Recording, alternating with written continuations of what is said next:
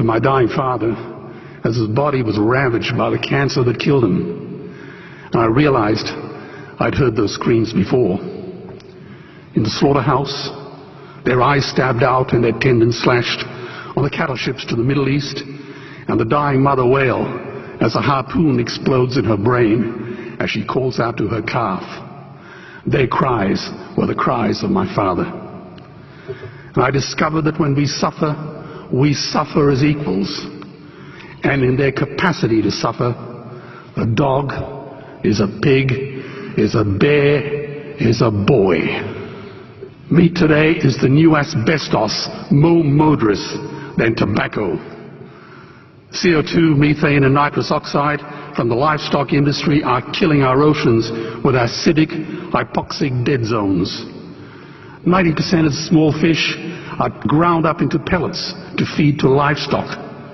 Vegetarian cows today are the world's largest ocean predators. The oceans are dying in our time. By 2048, all our fisheries will be dead, the lungs and the arteries of the earth. Billions of bouncy little chicks are ground up alive simply because they are male. Only 100 billion people have ever lived. 7 billion people live today. And yet we torture and kill 2 billion sentient living beings every week.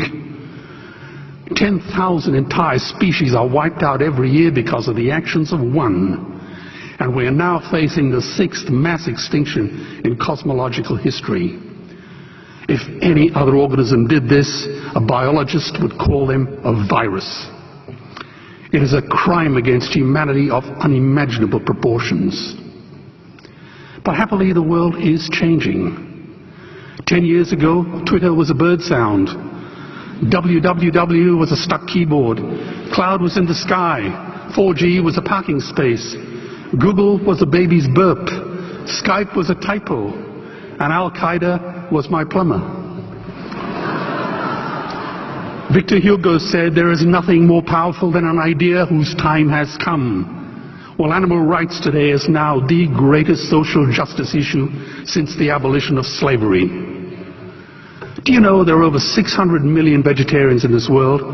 And that is bigger than the United States, England, France, Germany, Spain, Italy, Canada, Australia, New Zealand, all put together.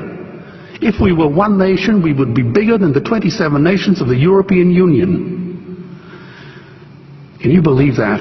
And despite this massive demographic footprint, we are still drowned out by the raucous hunting, shooting, killing cartels who believe that violence is the answer when it should not even be a question.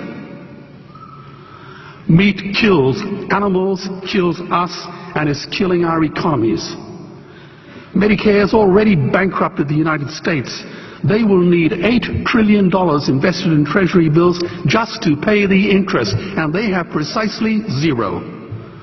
They could shut down every school, Army, Navy, Air Force, Homeland Security, Marines, CIA, and FBI, and they still will not have the money to pay their doctor bills. And our Cornell and Harvard say that the optimum amount of meat in a healthy human diet is precisely zero. Water, as you know, is the new oil. Nations will soon be going to war for it. Underground aquifers that took millions of years to fill are now running dry. It takes 50,000 liters of precious drinking water to make 1 kilo of beef. Today, 1 billion people are hungry. 20 million people will die from malnutrition. Cutting meat by only 10% will feed 100 million people, and eliminating meat will end starvation forever.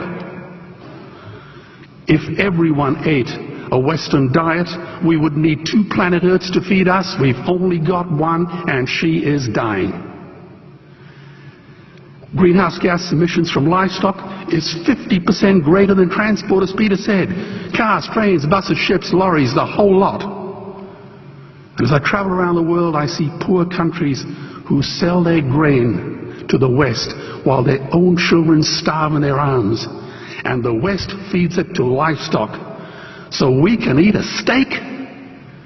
Am I the only one who sees this as a crime? Believe me, every morsel of meat we eat is slapping the tear-stained face of a hungry child. When I look into her eyes, do I remain silent? The earth can produce enough food for everyone's need, but not enough for everyone's greed. We are facing the perfect storm. If any nation had developed weapons that could wreak such havoc on the planet, we would launch a preemptive military strike and bomb it back into the Bronze Age. But it's not a rogue state, it's an industry. The good news is we don't have to bomb it. We can just stop buying it. Sir George Bush was wrong. The axis of evil does not run through Iraq, Iran, or North Korea. It runs through our dining tables. Weapons of mass destruction are our knives and forks. Our proposition is the Swiss Army knife of the future. It solves our environmental, water, human health problems and ends cruelty forever. The Stone Age didn't end because we ran out of stones. This cruel, disgusting industry will end because we run out of excuses. Meat is like the 1 and 2 cent coins. It costs more to make than it's worth. And I come from the bush. Farmers are the ones with the most to gain. Farming won't end, it would boom. Only the product line will change. Farmers would make so much money they won't even bother counting it, and I'd be the first to applaud them. Governments would love us. New industries would emerge and flourish. Health insurance premiums would plummet. Hospital waiting lists would disappear. Hell, we'd be so healthy, we'd have to shoot someone just to start a cemetery.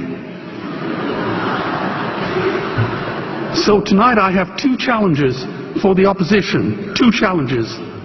Meat causes a wide range of cancers and heart disease. Would they name one disease caused by a vegetarian diet? And 2, I'm funding the Earthlings trilogy. If the opposition is so sure of their ground, I challenge them to send a copy of the Earthlings DVD to all their colleagues and all their customers. Go on, I dare you.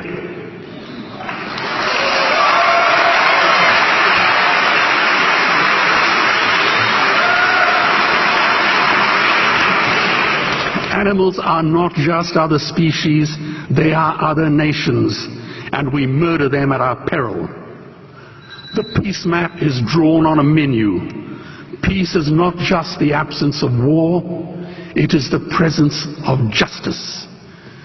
Justice must be blind to race, color, religion, or species. If she's not blind, she will be a weapon of terror. And tonight, there is unimaginable terror in those ghastly Guantanamos we call factory farms or slaughterhouses. Believe me, if slaughterhouses had glass walls, we wouldn't be having this debate tonight. You see, I believe another world is possible. And on a quiet night, I can hear her breathing. Let's get animals off the menu and out of these torture chambers.